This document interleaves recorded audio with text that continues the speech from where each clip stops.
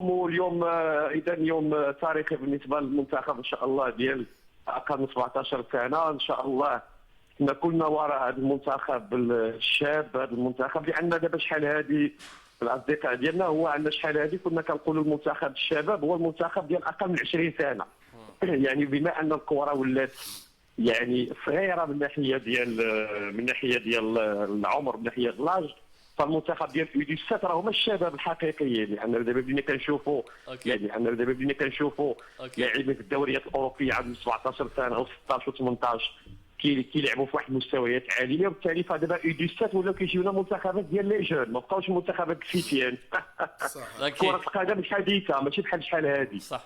وراه المنتخب ديال الخالق راه غادي السن غادي تيصغار في الكره. شحال ديك تهضر على 20 عام ولا تهضر على 18، دابا ولا تهضر على 17 عام. فعلا شحال هذه كنا كنقولوا المنتخب الفتيان والمنتخب الشبان. دابا اشبال الاطلس الاشبال هما المنتخب ديال يو 20 ماشي يو 17. ولكن بما ان الكره الحديثه ولا فيها بحال دابا لامين يامال الان عنده 17 سنه، واللاعبين اللي بزاف كاين في اوروبا عندهم 16 17، اذا الاشبال دابا في الكره الحديثه هما يو 17.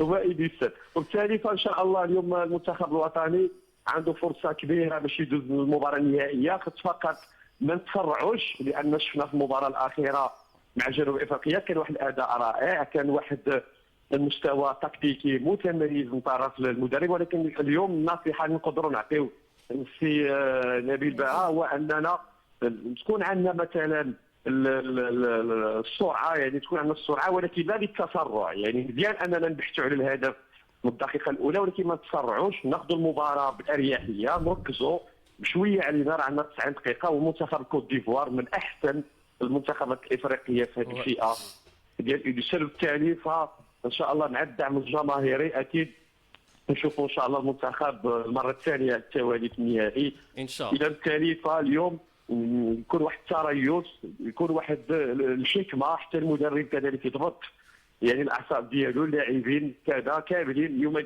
العنوان ديال المباراه اليوم هو الهدوء والتركيز، وان شاء الله يكون انتصار من حليف الاشبال. تبارك الله عليكم. شكرا خويا محسن، تبارك الله عليك، تحيه ليك.